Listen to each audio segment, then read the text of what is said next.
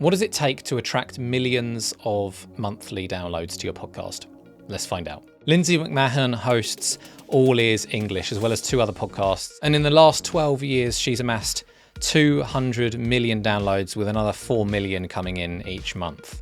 The podcast has been growing steadily since launch and has turned into a multiple 6-figure business in the language learning space. And in this episode, Lindsay is unpacking the strategies that she used to make this happen.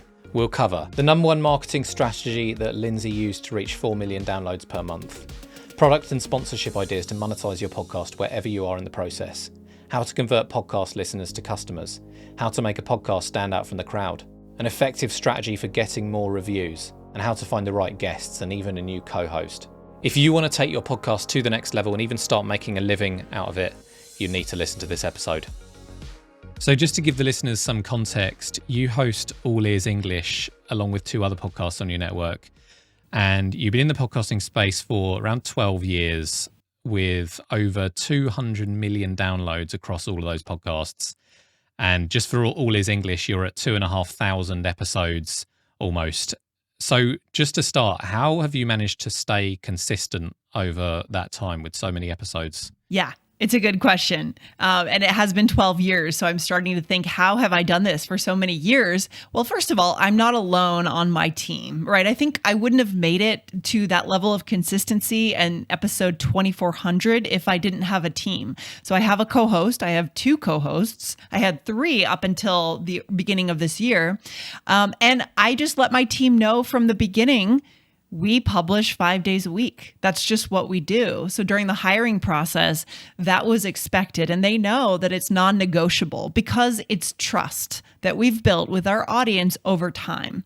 And our audience is kind of addicted to the show. And we realize that the more frequently we publish, if we can publish shorter episodes more often, that can create kind of a habit loop, a positive habit loop for our listeners who are learning English as a second language for travel and business. So it makes sense from a learning perspective as well. Yeah. So that's an awful long time to be podcasting for. Have you, relative to how long a lot of people have been in the space, have you noticed a huge amount of change since you started?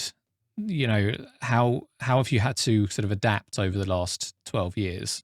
Yeah, I have noticed a bit of change. I remember my co-host in 2013 went to the first podcast movement conference, and I think there were like 100 people there. And now those conferences have, 5,000 people. And I've started going to the London conference, actually, instead of the one in the US, because it's more international. I highly recommend the podcast show London. That one just cropped up in the last couple of years. And that is the one, if you're looking to Okay. Yeah. Right. Exactly. Sorry, we didn't have a chance to chat, but I probably passed you in the hallway somewhere.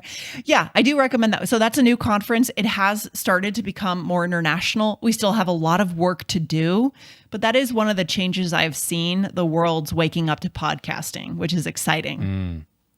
Awesome. And then going into more like the downloads and your audience, I would imagine that with that many downloads, you're one of, if not the biggest English as a second language podcast around. Yeah, I don't have downloads is not a number that's listener facing, right? Yeah. So we don't really. It's not like YouTube where you see subscribers, but I'm pretty sure it's probably in the top 2 at least 2 or 3 is my guess. Yeah, there's a few that have been around since 2008. Yeah, so they may be bigger. I'm not sure. Yeah, but I mean, you've managed to grow it. Was it a very slow start over those last 12 years, and then there was this hockey stick growth, or has it been consistent? No, honestly, it was kind of a quick growth trajectory. And so the reason for that, again, it was 2013.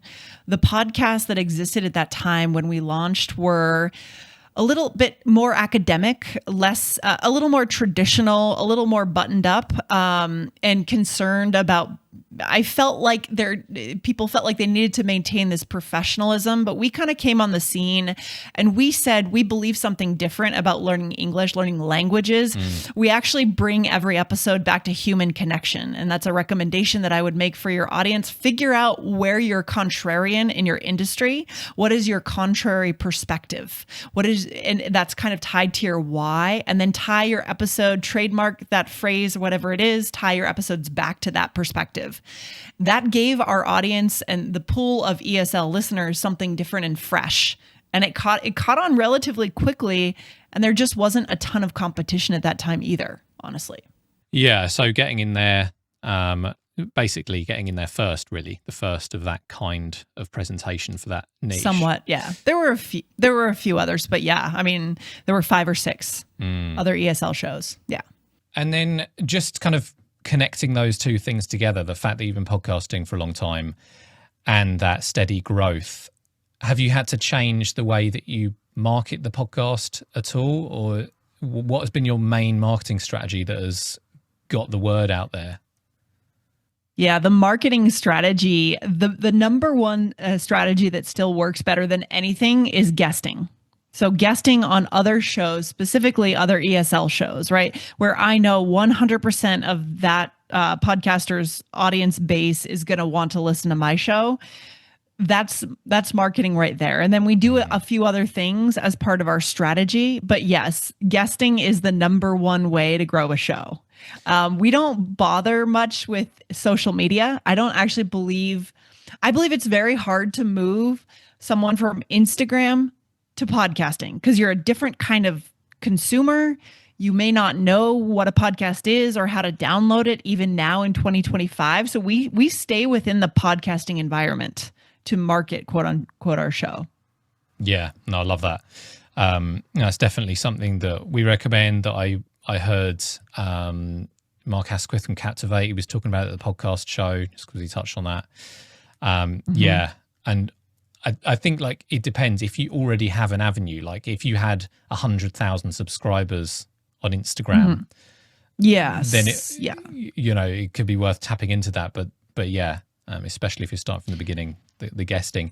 And then in terms of choosing whose podcasts you guest on, are they podcasts that are basically doing the same thing, or are you trying to find one that kind of share the audience but you're not in direct competition with? Well, we just implemented a system. We go through fits and starts when it comes to guesting. We go through 6-month periods where we do a lot of guesting, and then a year where we do none of it, and then we go back again. So I've just implemented with one team member a really repeatable system where we rank all of the potential shows, 1 out of 3, 1, 2, or 3, in terms of the quality of the opportunity, right? So the highest quality opportunity for us is actually getting in front of English teachers. So teachers that could essentially assign the show to all of their students, right? That is the best opportunity. And then the second best opportunity is getting in front of non-native English speakers. So especially those who want to learn ESL through a podcast. So that would be just a comparable show to ours. And then we also look to expand out to the business world, the communication world, the travel world, expat life. There's a lot of kind of related fields that might make sense for us to be on those shows and maybe have them on our show. It might not be 100% of the audience that's going to want to follow the show, but a certain percentage you're going to capture as new listeners. And then it's up to your show to be amazing, to capture them, to have them keep coming back, right, at that point. Yeah. So if some of the listeners are thinking, right, I need to start doing this, where would you suggest people start in terms of finding the right podcast to guest on? Are you just sort of searching on podcast directories, and then what are those criteria that makes the difference from a 1 to a 3? Yeah, I mean, it can be as simple as starting to look within your category that you're listed in Apple Podcasts and see who else is in your category, or pull up your show in Spotify or Apple and see what the programs say are recommended shows, or you might also like these shows, right? That's a quick win. You can get 5 or 6 opportunities right there. And then there are other things you can do. I work with a team of consultants at Bumper. Bumper is a podcast growth consulting company, and they build for me podcast neighborhoods where they show me all the shows that are related to my show in different ways, that have maybe guested on another show that I've guested on, that kind of thing. So if you want to take it to the next level, you can hire a team and they can kind of give you some information. But honestly, anyone can just get started by having a look on Apple and going from there. And obviously downloads are kind of not a customer facing thing, But you can look at their presence on Spotify. You can see, I think, followers, plays. You can see a few pieces of data to get yourself started. You can look at the number of reviews they have too, which is a good signal. Right, Joe? Because if they have been podcasting for a while, if they have a decent audience, they're going to have a fair number of reviews. Yeah, of course. And then I'm presuming when you actually get on their podcast, you're giving as much value as possible. And then there's the call to action to go and listen to your podcast. Yeah, I keep it really simple. It's always a debate. Do you send them to a lead magnet? Depending on what kind of business you are running, if you're looking to sell online courses. But actually these days, what I do is I keep it really simple. And I simply say at the end of the episode, when the host invites me, I say, if you're listening to this show right now and you want to check out All Ears English, open your search bar exactly where you are in Apple Podcasts or Spotify, type in All Ears English, look for the yellow because our branding is very yellow, and then hit follow. It's very simple because that is my number one goal, to get a follow and then have someone coming back and listening. And then I can then convert them potentially into my lead magnet, my quizzes, my courses. But first priority is move them from this podcast to additionally add my podcast as part of their listening routine every day. Yeah. So, yeah. Yeah, completely agree. It's the easiest sell, isn't it, to get someone to listen to another podcast when they already have the app open, rather than going to a website, downloading a lead magnet. I'm not sure if I've ever done that, listening to a podcast in the car or whatever, going onto a website when I park and downloading something. Totally. We have to respect the kinds of listeners we have and what they are able to do. I listen to podcasts while I walk my dog. I can't be opening a website while he's, over there, lurching at a dog. I have to focus on my dog. Right? Yeah. And the other thing I want to say about pitching yourself as a guest, offer very targeted pitches. So you could email the host and say, hey, I'd love to collaborate. Would you like to hop on a call? I have some ideas. Or you could send 2 or 3 really good ideas, things they haven't covered yet, where you can add unique value. But take the time to put together some really good ideas. Don't be that person that's just sending a bland, broad pitch. That's just, no one wants to read that, right?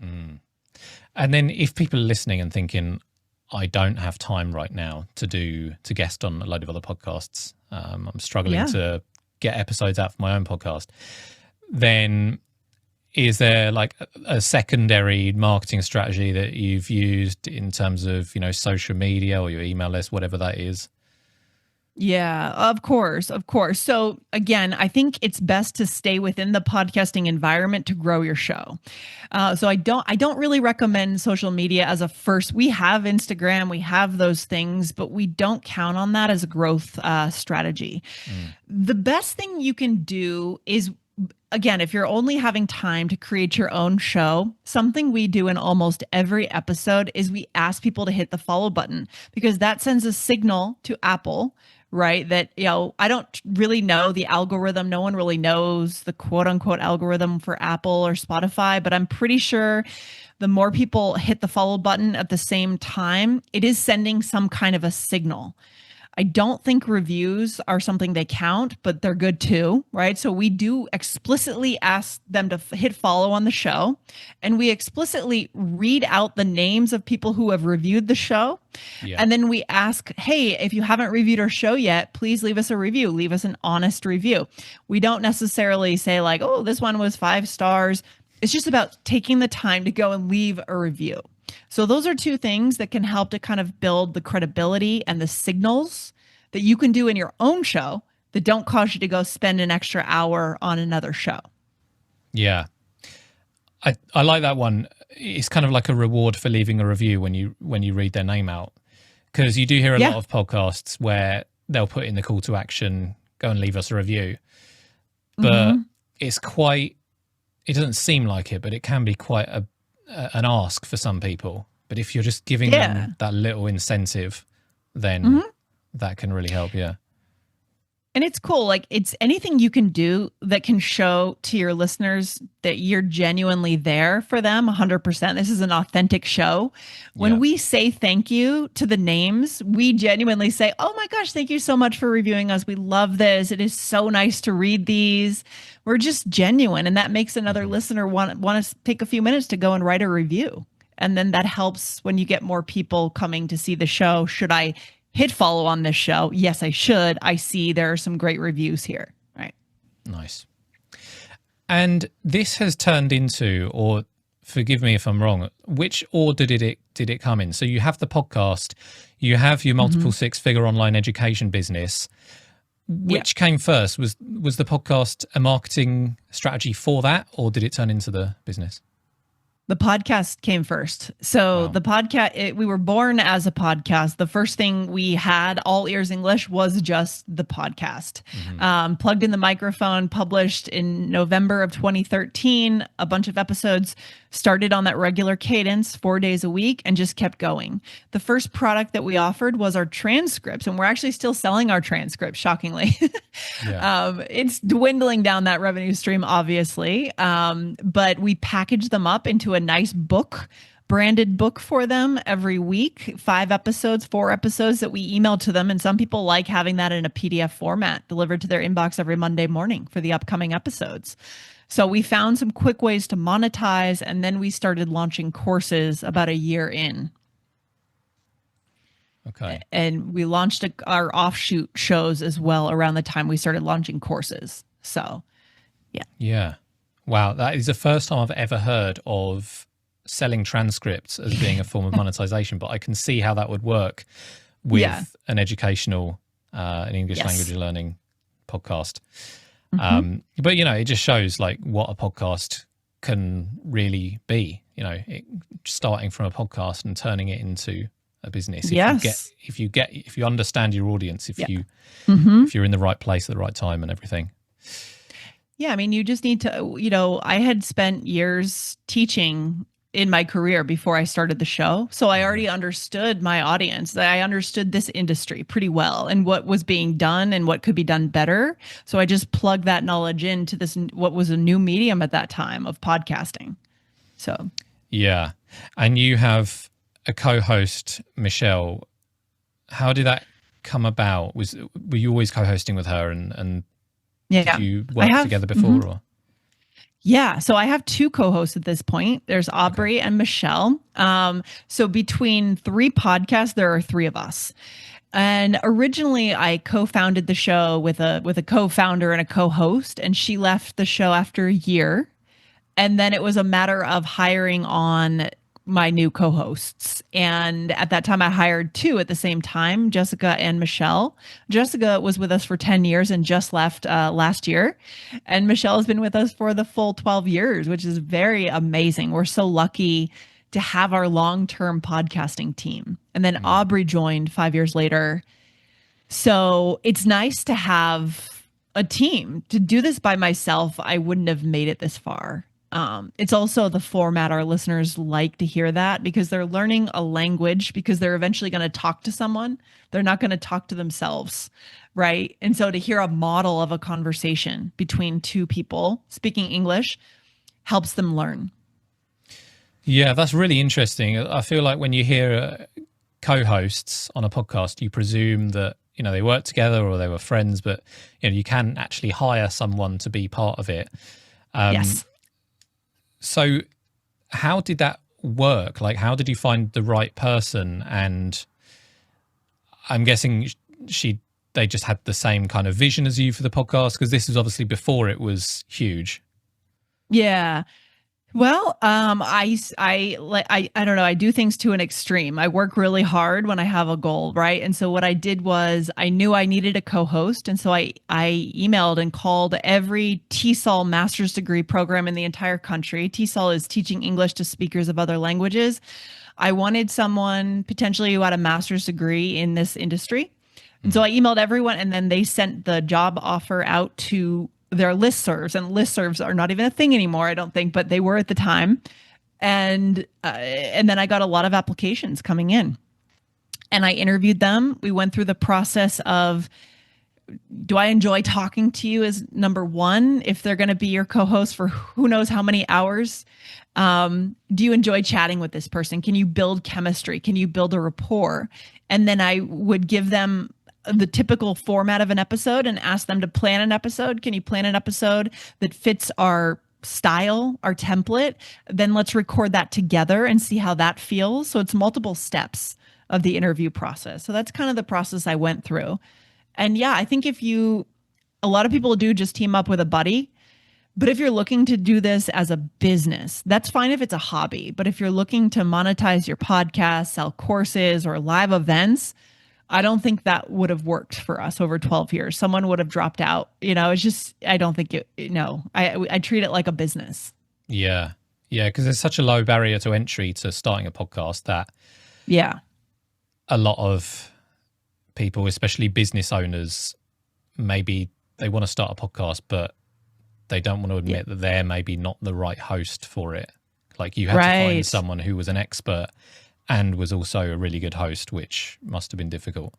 Yeah, I mean, you can teach people about, I think it's important that a podcast identify what are the hallmarks of their brand, of what it feels like to listen to your show, my show, any show. What does it feel like? What are the things that happen on every show so it feels somewhat consistent? Like if I go into, I don't know, a Marriott hotel, there are certain things that you see and experience, right? It's the same idea that we want to go for every episode of All Ears English. It's the music. It's the, how do you start the episode? How do you finish the episode? There's consistency. And that is a template that can be trained. A new co-host could learn that, and then they need to fill in the white space with personality, with stories, with authenticity, with energy, all these things we look for in a co-host. Mm. And then knowing that formula presumably helps with the consistency, getting out lots of episodes to make them not take quite so long. Has that formula had to change? Have you had to tweak things and see what your audience likes best, or has it stayed roughly the same? I mean, I think we've just found something that works and we kind of just keep going with it. Honestly, they love vocabulary. So we do a lot of vocabulary episodes. We do grammar episodes sometimes. When I have a guest on my show, I always have the same formula. I ask them to bring one core idea that they would like to teach our audience, and then 3 strategies, tips, or tricks. I keep it really simple. So I don't have to spend tons of time preparing with them. It's only 15 minutes each episode, so there's not much more time to do anything else.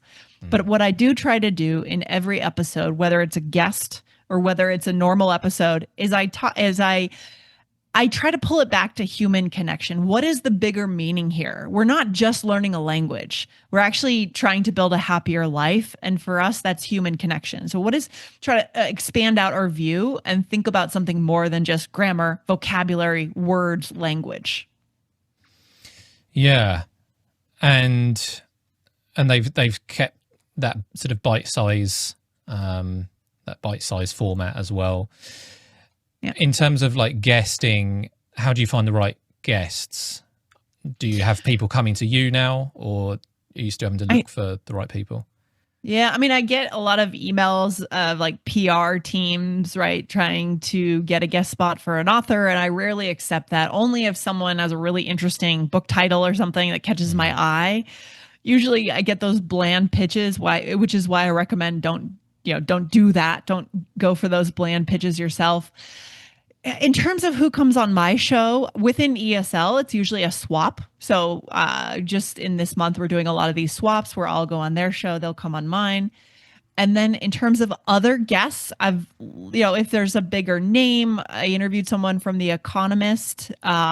Charles Duhigg, I interviewed him because he's actually pretty open to email pitches, and he came on to talk about something regarding communication. So authors that I know, that I've read them and I admire their work, that might be someone that I would reach out to and invite on the show because I know they'll just add value, right? And that obviously wouldn't really necessarily be a swap. That would just be, I know you're awesome. I think my audience would love to hear what you have to say. Would you like to come on the podcast? Nice. Yeah. They're just dialing back a little bit, just talking about how you made this into a business, because I know there are some podcasters listening who do want to turn this into a full-time thing. Sure. So did you say that the transcripts were the first product? Yeah, they were early on because, again, we were familiar with the industry. We knew that that would be a viable product. And again, that one has over the years gradually gone down in terms of revenue Yeah. stream, but we've built other things because we know that that is dying and has been dying for years. So the first thing we launched was an online course. And what I did was when I hired my first co-host, I actually hired an additional co-host who had an expertise in test prep for a particular exam that I knew was a big niche in my industry called the IELTS, IELTS, International English Language Testing System. If you want to immigrate, like if you want to go to school at MIT and you live in like Japan, you need to take the IELTS to get in. Now everything's kind of in flux, unfortunately, but this exam for a number of years was a big niche. And so what we did was we started another show just about that exam. And that show is called IELTS Energy Podcast. Also bright yellow branding, same font, same vibe, but we just talk about the exam and how to pass the exam because she had been an examiner in that test for 12 years. So we took the expertise, we built a course, we started selling that course as our first online course.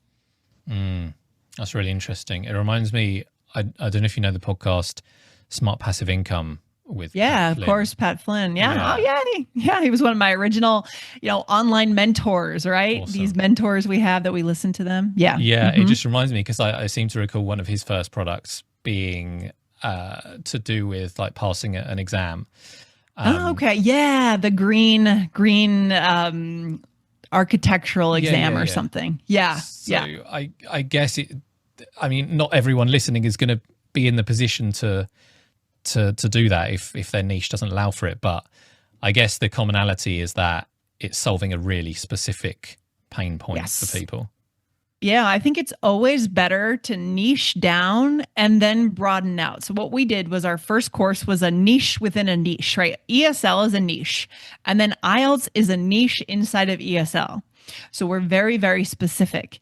And then our thinking was, okay, they take the course, they pass their exam, now they're going to need a general fluency course, right? So then we built our second course where I took a road trip around the US and interviewed Americans from all corners of the US. And we built a course that is kind of a journey to fluency around the country, which was super cool. We have not had the best success moving the test prep student over to fluency. Because what we find is the test prep student just wants to pass the exam. And then, I don't know, what we've had better luck with is moving a business student to fluency and back and forth between business and fluency. So different types of needs for our buyers and our students. Yeah. Yeah. And then thinking more practically, do you have recommendations for how to make this work, like the actual apps that you use? So if someone wants to put a course out there, is there a platform that you recommend? Yeah, we've used a lot of different things over the years. We started with WordPress and we used a template called Claricast. I don't think I would recommend that anymore. You don't even need to use WordPress anymore. What we use now is LearnWorlds. So we moved everything over to a template called LearnWorlds. It's quite adaptable. Have you heard of it? Joe, do you know the name? LearnWorlds? Okay. A lot of people use Teachable. A lot of my competitors and my friends in my industry use Teachable. Thinkific is another one. We chose LearnWorlds because, LearnWorlds just at the time when I was selecting a platform, I thought it was more robust. They have great customer support. They're based in Greece, I think, actually, but they get back to you right away. They fix things quickly. No complaints. I just wanted everything on one website. When I started, I had all my courses on different WordPress installations. So it was like different websites for each course, which is quite confusing and chaotic. And you're paying for hosting for all these different websites. I just wanted to simplify things. And then if somebody does have a podcast, how would you recommend converting listeners into students, basically? Are you putting call to actions? Are you sending them to a lead magnet? Yes. Yeah, we've done a ton of things that we've tried over the years. Right now, what's working for us is quizzes. Quizzes are still working. We do, it's very obvious for us, a level quiz. So what is your English level, right? So are you B1, B2, C1? Very simple, very tempting. If no matter what lead magnet you choose, make it about them, right? So make sure you provide something. That's why quizzes are good, because people can learn about themselves. It's not about you, it's not about your brand, it's about them. Okay, so that's my recommendation. Cool. Yeah, I like quizzes for a lead magnet. It's kind of a fun one, interactive. And can you do that on LearnWorlds, or is there a particular platform you use for quizzes? For our quizzes, we use bucket.io, and I think they changed their name to Score App or something. Oh, yeah, we use Score App. Okay, Daniel Priestley's okay. company. They got bought. I think Bucket was purchased by Daniel Priestley, I guess. So that makes it pretty easy to create a scoring system where you can decide what their score is. So that is what we do, Joe. We give them the quiz, and then based on their results, we offer them a course with a timeline with a special offer. That sounds perfect for your audience. Because, it's often part of learning quizzes and tests and things like that. So...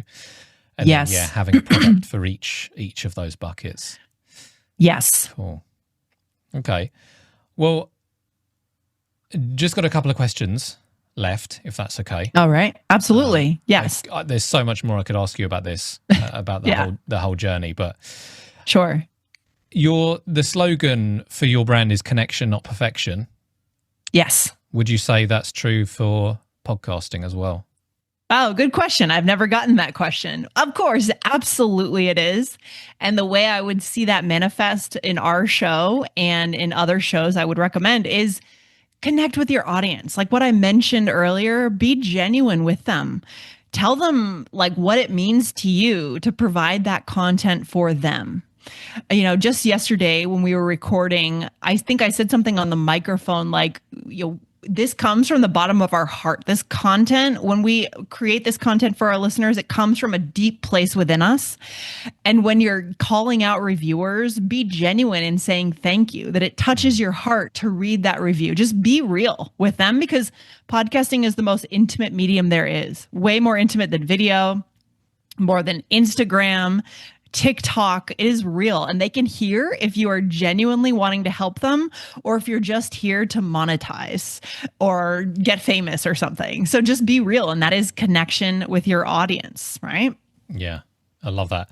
I wanted to ask that because it just made me think of it when I read it, and also the last episode at time of recording that we published was around the 3 C's of podcasting, like the 3 things you need to get right: the content, the consistency, and the connection. And I think oftentimes the connection piece is the one that's forgotten about, that, you do need to make that connection with people. And so a lot of that comes into the planning of the show when you first launch. What is your contrarian perspective on your industry? And then it's authenticity. And I hate the word authenticity. It's been overused, but connection is a much better word. I love that. Cool. Yeah.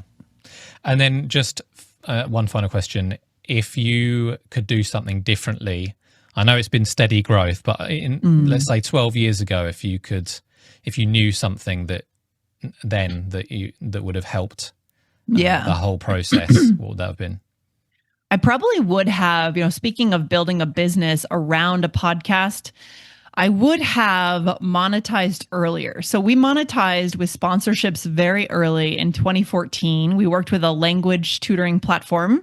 We worked with them for a couple of years, and then I just went into online courses. I said, I'm going to build courses. And I didn't think, I could keep working with sponsors as well. I don't have to do either or. So from a business perspective, I would have built a broader business from the beginning and not put all my eggs into one course basket, or I would have built the spokes of the business earlier on. Monetizing has changed a lot over the years, and now we're in a tougher environment, but there was kind of a bit of a boom time around 2017 to 2019 that I was not really monetizing for sponsorships and ads, and I probably would have. I probably should have been at that time. Okay, cool. Yeah. So that's a bit of a kick for people to get started, and get started for sure. Monetizing, then just go for it. Cool. It's early days still, Joe. It's early days. I mean, we don't know how long this phenomenon is going to continue, but I think it's early on still. So build your show, get started, start talking to sponsors once you have an audience, but focus on your audience for the first 6 months to a year. It's all about them. Okay. That's my advice. Love it. Well, thank you, Lindsay. Where would you like to send people if they want to learn more or hear the podcast? Sure. Yeah. Especially if anyone is learning English as a second language for travel or business, go ahead. Like I said, go ahead and open your search bar right there where you're listening inside this podcast and type in All Ears English. The yellow will pop up. You can tap on the show and tap the follow button and we'll come up in your feed 5 days a week. All right. Awesome. Yeah. Cool. And I think even if you're not learning English as a second language, sure, it's really good inspiration to have a look at this podcast and have a listen because it's an exemplary example, I think. Thank you. Appreciate that. Thanks for having me on, Joe. It's been a fun conversation. Thank you. Thanks for listening to Podcasting Amplified. If you enjoyed today's episode, please leave a review on your favourite podcast platform. We'll be back next time with another conversation offering more insights to take your podcast to the next level and help you to achieve success. Happy podcasting.